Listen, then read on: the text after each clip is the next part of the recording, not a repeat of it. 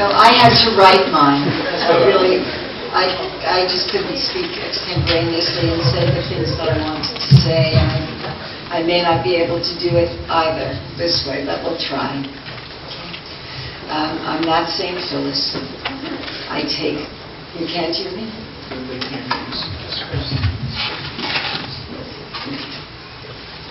I take criticism poorly, and I have wide feet, I hate butter, and I can't dance. I tend to be cheerful and optimistic and full of energy, which can be irritating to people at times. I don't go shopping, and I don't play cards, although I do meet once a month with 4 wonderful women, and we talk about our lives, and that's a very precious thing to me. As a 19-year-old, and my apologies to any 19-year-olds here, but when a blind date was arranged for Bert and me, I went out with him because he had a sleek, low-slung Hudson car. I really knew what was important in a relationship.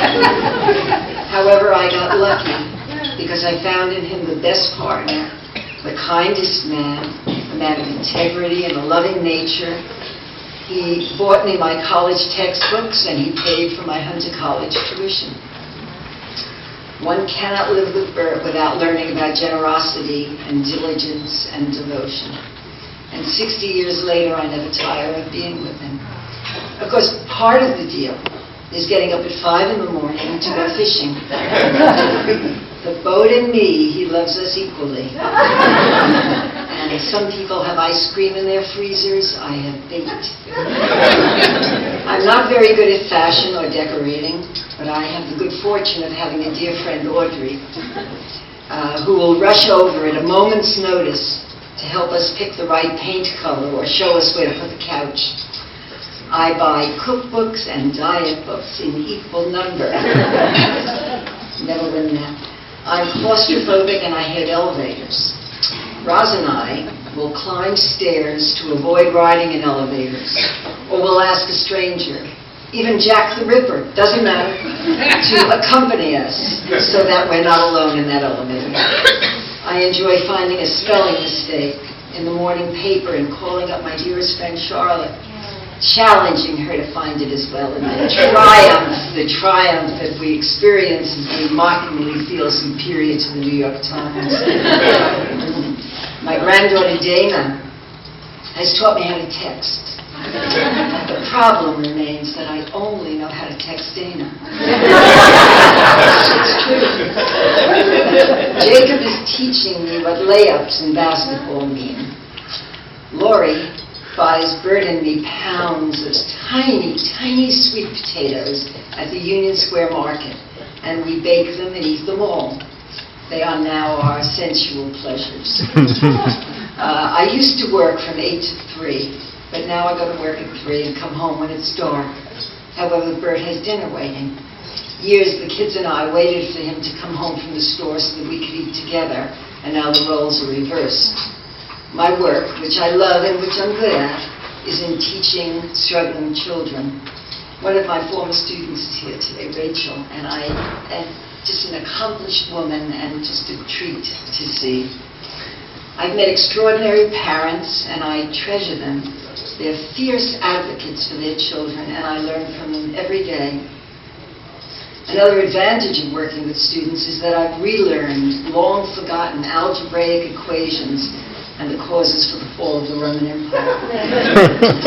When I'm stuck on science, I put in a call to Amy, who is the best science teacher. Our last intimate mother-daughter conversation was about angiosperms, where she explained to me the sex life of plants. I was a good mother, but my children and their mates have surpassed me. In the years that Paul had shared custody of his daughters, I always sent him a Mother's Day card when the holiday came to recognize the nurturing and judgment that he offered those children. Our lovely Shauna opened her heart to Dana and Margot while raising Jacob. She also ran the New York Marathon and finished and is doing it again this year. My dearest Jim, historian and pumpkin pie baker, has a book coming out in January, and our wonderful Don, the most beloved law professor in Carolina and the dearest, twice he hiked the Appalachian Trail from Maine to Georgia. It's still a surprise to me that our children, Lori, Amy, and Paul, are in their 50s. I said to Bert, aren't we in our 50s? No. Our children are my trusted and dear friends. They are not only accomplished in their fields, they are wise, thoughtful, responsible, principled people. They live their lives with courage and vision and joy while raising our grandchildren to be these terrific kids. Alex. There's Alex. MIT engineer, inventor and tinkerer, soon to be the CEO of a think tank in Asia. Hard to imagine. Eli, poison frog specialist, debater and balloon entertainer, who climbed to the summit of Mount Kilimanjaro this past summer. Maya, the Phi Beta Kappa art historian, not here today and sorely missed, living in a garret in London while earning her master's degree in art. Margot, inspiring med student, awaiting her first interview on Tuesday. Wish her luck. Dana, the magna cum laude graduate with a heart ready to embrace all in the world who need comfort and working hard to figure out her future. And Jacob, who recently aced his honors algebra test and is the friendliest and most sociable in our relatively shy and reserved family. My cousins and I have a common history of sleeping in one big bed, remember? Playing under the boardwalk in Rockaway Beach when we were kids. And Manny and Carol are most adept at teaching us where to find street parking in New York City. And equally important, Manny searches the internet and finds unclaimed funds for us. It's a windfall. My nieces and nephews are far flung far and wide. Sheila is back from Mexico, and my cherished Karen, the courageous and loving woman, our brilliant Julie, who chose Bert to walk her down the aisle, and Carl, the youngest, so sweet and dear. Our family has had losses that range from the looting of our store in the 1977 blackout, the fire that destroyed our new store in Jackson Heights, and the loss of people dear to us. We miss Joyce and Bernice, Emma, and Martin. I met Bruno Ponterio the year that my sister died. Bruno was our principal, our prince.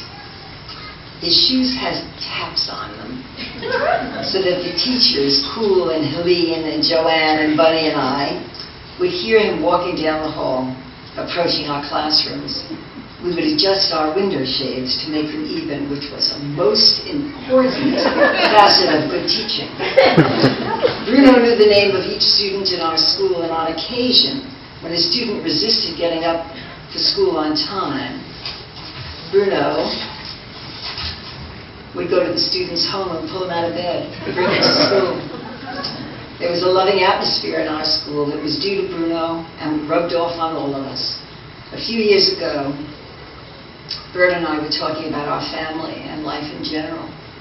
It was a conversation that came after we saw Amy in her doctoral robes, Laurie's new book displayed in Barnes & Noble and chosen as one of the year's 10 best, and Paul reinventing himself from an international petrochemical trader into an online entrepreneur. I said to Bert, look what we made from a teacher.